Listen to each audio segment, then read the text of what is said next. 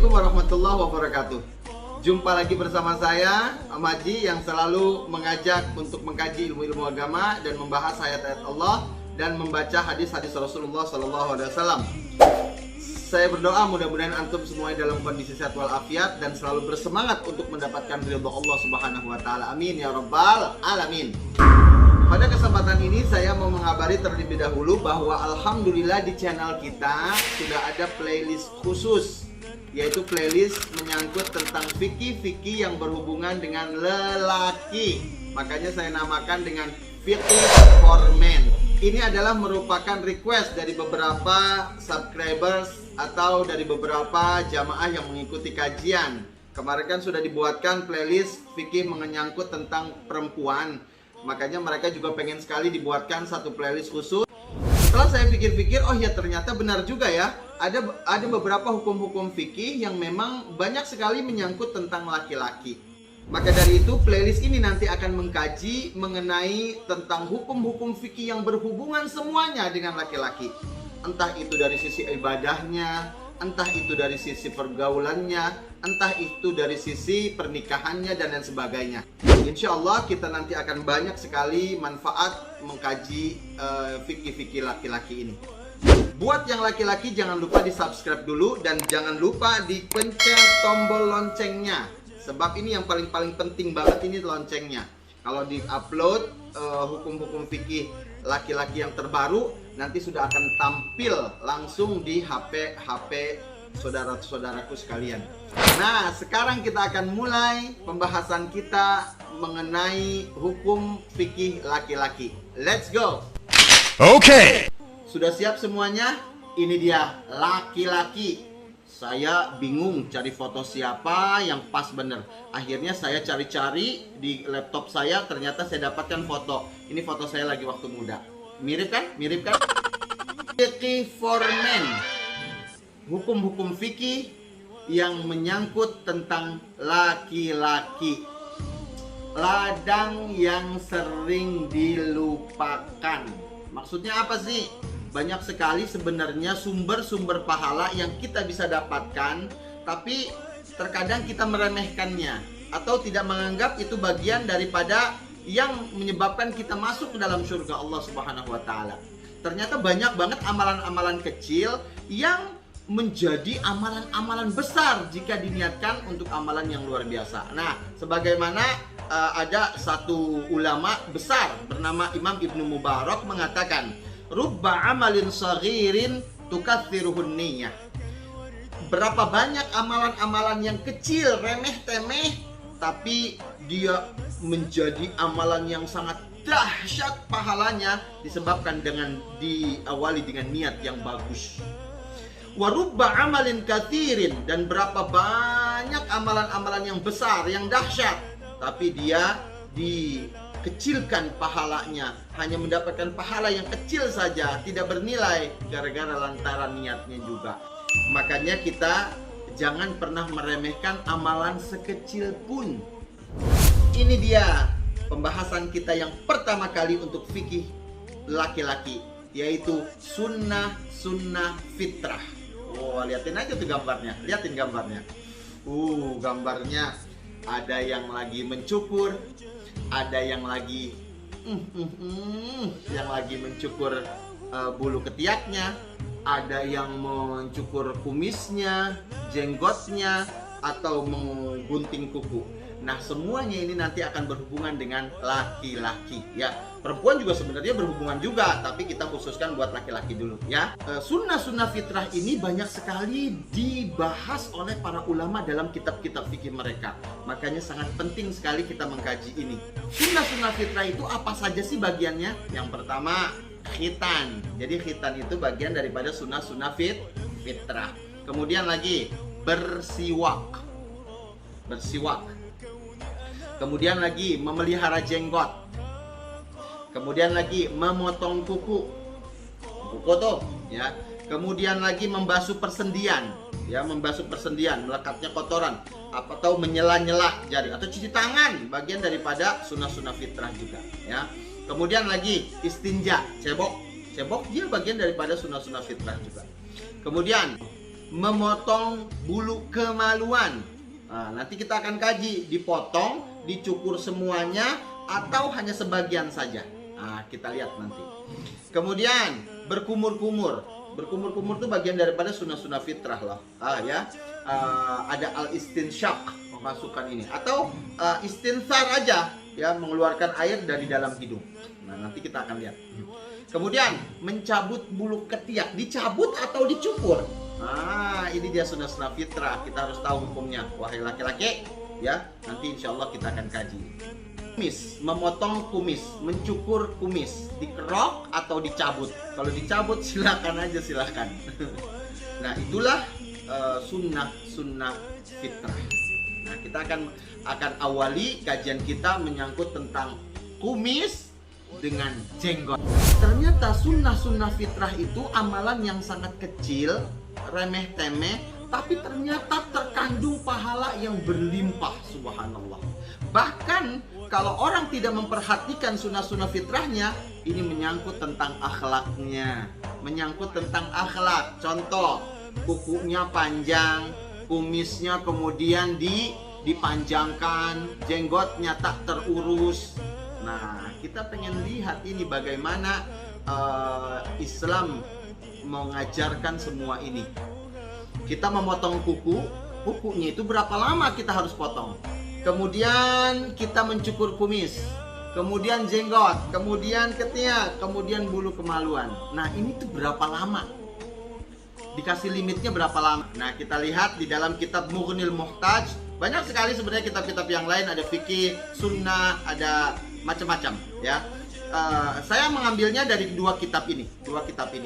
Ada Fathul Bari yang merupakan kitab pensyarah Sahih Bukhari, kemudian juga ada Al-Minhaj, karya Imam Nawawi yang mensyarah kitab Sahih Muslim.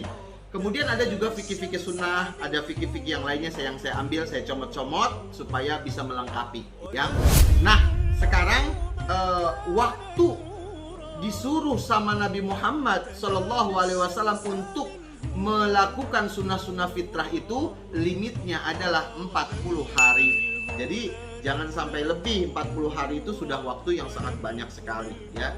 Di dalam fikih sunnah karya Syekh Sayyid Sabiq, di situ diungkapkan bahwa dianjurkan untuk mencukur bulu kemaluan, kemudian mencabut.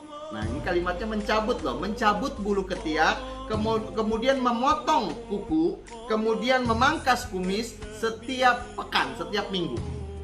Hal ini dalam rangka penyempurnaan kebersihan dan kebahagiaan jiwa. Subhanallah, ya. Nah, adanya beberapa rambut di badan itu menimbulkan kesempitan. Jadi terlalu banyak rambut itu menyebabkan jiwa jadi sempit loh.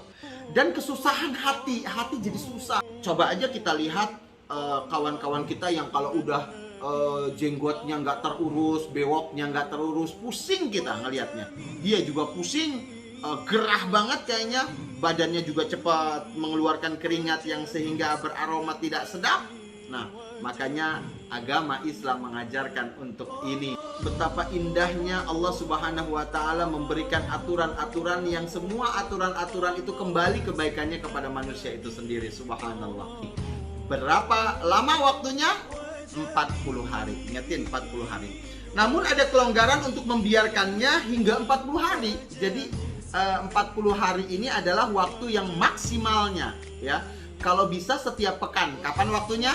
Pada saat kita mau menjalankan sholat Jumat. Di hari Jumat, di pagi-paginya itu disunnahkan kita untuk mencukur atau melakukan sunnah-sunnah fitrah.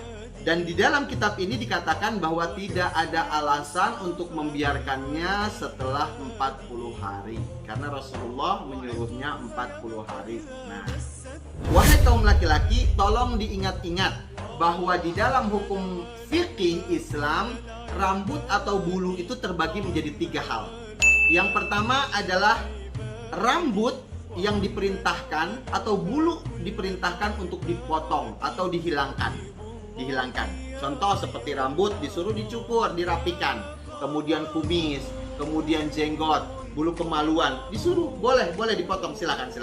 Yang kedua adalah rambut yang disuruh untuk dibiarkan, jangan dipotong, jangan dihilangkan. Ya, apa dia contohnya? Jenggot buat laki-laki. Ya, buat laki-laki jenggot disuruh sama Rasulullah dibiarkan, jangan dicukur atau jangan dihilangkan. Kemudian anams buat perempuan. Nah, kita sudah kaji ini di dalam fikih perempuan, ya kan, tentang anams, membiarkan bulu mata atau bulu alis, ya, jangan sampai dihilangkan. Jadi bulu-bulu itu tidak boleh dihilangkan justru. Yang satu sisi yang pertama tadi disuruh dihilangkan, yang satu sisi lagi nggak boleh, malah disuruh dibiarkan. Dan yang terakhir adalah hukumnya adalah tidak ada penjelasan, ya, hukumnya mubah. Tidak ada penjelasan di dalam agama disuruh dihilangkan atau disuruh dibiarkan. Ya, contoh bulu dada, contoh bulu tangan, ya. Nah, itu tidak ada penjelasan khusus mengenai tentang itu. Nah, kita nanti insya Allah akan mengkajinya. Pada pembahasan ini kita cukup untuk satu aja ya. Yang pertama adalah kumis, mencukur kumis. Kumis di dalam agama Islam untuk laki-laki disuruh sama Rasulullah untuk dihilangkan, termasuk bagian daripada bulu yang disuruh untuk dihilangkan, atau dipotong sebagian, atau dicukur rata tanpa ada sisa. Nanti ketika tumbuh lagi dicukur lagi. Nah, ini dianjurkan untuk mencukur kumis itu, ya. Rasulullah SAW katakan di dalam hadisnya yang sahih diriwayatkan oleh Bukhari dari sahabat yang mulia Ibnu Umar. Rasulullah SAW katakan, khaliful musyrikin. Hei, kamu berbedalah penampilan kamu dengan orang-orang yang musyrik sana, orang-orang yang tidak beriman kepada Allah Subhanahu wa taala. Kamu berbedalah dengan mereka. Bagaimana caranya? Ukhfus syawarib, ya. Pendekkan kumis-kumismu, pendekkan. Jadi dicukur sebagian, dipendekin, walaupun tidak pelontos semuanya. Ini kalimatnya ukhfu, ya. Kemudian wa auful liha, kamu biarkan jenggotmu panjang, biarkan. Nah, berarti kalau kumis disuruh dihilangkan, sedangkan jenggot disuruh dibiarkan. Subhanallah. Nah, saya mau memperlihatkan kenapa Rasulullah SAW menginginkan untuk kita berbeda penampilan. Nah, saya lihatkan gambarnya seperti ini. Nah, ini dia gambarnya. Entah orang apa ini yang jelas, Rasulullah menyinggung itu. Di gambar seperti ini, kumisnya panjang, jenggotnya dipotong, dihabiskan. Nah, contohnya lagi ada Rabbani atau pendeta Yahudi, ya. Pendeta Yahudi ini dia kalau pergi ke sinagog atau masjid-masjid mereka itu kumisnya panjang, kemudian jenggotnya juga panjang. Nah, sedangkan orang Nasrani ini saya ambil dari pendeta di Amerika Serikat, ya, di Amerika Serikat, yang dia itu kumisnya panjang, kemudian dia itu jenggotnya dipotong, mirip seperti yang tadi. Ada sebuah kisah Rasulullah SAW pernah didatangi oleh dua orang utusan. Dari mana? Dari Iran, dari Persia. Dan Persia itu dirajai oleh seseorang raja yang bernama Raja Kisra. Dua orang utusan ini kemudian menghadap kepada Rasulullah SAW yang pada saat itu menjadi pemimpin umat Islam di Madinah. Berhadapan dengan dua utusan ini, Rasulullah kemudian kaget melihat penampilannya. Sampai-sampai Rasulullah mengatakan, kalian berdua celaka kalian. Siapa yang menyuruh kalian berpenampilan seperti itu? Perhatikan jawaban dua utusan itu. Amara Rabbuna, kami melakukan ini adalah Rabb kami yang menyuruhnya. Ingat, perhatikan, Rabb, mereka mengatakannya dengan Rabb. Di dalam agama Islam, Rabb itu artinya Tuhan, ya. Nah, kemudian akhirnya Rasulullah SAW katakan, sedangkan Rabb kami orang-orang yang Islam menyuruh kami untuk memotong dan menyingkirkan kumis, membiarkan jenggot. Jadi banyak sekali di dalam hadis-hadis Rasulullah SAW yang kita disuruh untuk mencukur kumis kita, memotong kumis kita, kemudian kita membiarkan jenggot kita. Nah, sekarang kita fokus di kumis dulu ya. Kita pengen tahu kumis itu kalau dicukur sama Rasulullah disuruh semuanya atau sebagian saja. Dipelontosin, atau ada sisanya, ditipis-tipisin aja ya. Oke, kita pengen tahu bagaimana hukumnya. Mayoritas para ulama di dalam kitab fikih mereka menyarankan untuk mencukurnya habis sampai pelontos. Mereka mengatakan seperti ini karena ada satu hadis Rasulullah SAW yang diriwayatkan Imam Bukhari yang secara tegas untuk membuang kumisnya semuanya sampai pelontos ya. Sebagaimana Rasulullah bersabda, "Uhfu wanhaku." Ya, potonglah kumis kamu dan habiskan. Potong kumis kamu dan habiskan. Nah, sedangkan di dalam mazhab Imam Malik mengatakan bahwa tidak dihabiskan semuanya, tidak dipelontosin semuanya.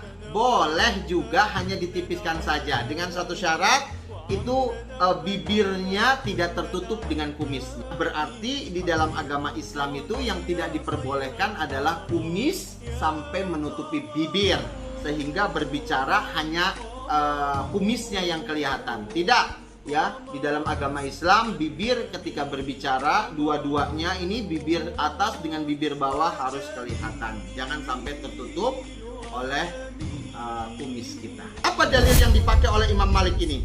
Wa qassus syarib, yaitu memotong kumis. Kalimat qas itu hanya memotong sebagian saja, ya, tidak sampai dipelontosin. Hadis ini diriwayatkan oleh Bukhari dan Muslim. Hadisnya kuat juga. Sedangkan Imam At-Tabari berpendapat boleh dua-duanya. Silahkan dua-duanya, ya. Dua-duanya boleh. Kenapa? Karena kalimat al-qassu dengan al-ikhfa ini ada di dalam dalil-dalil itu. Ya, tadi kita sudah sebutin pendapat yang pertama, mayoritas para ulama dipelontosin karena dalilnya kuat. Sedangkan Imam Malik juga dalilnya kuat. Jadi boleh dua-duanya. Yang jelas tidak boleh menutupi bibir.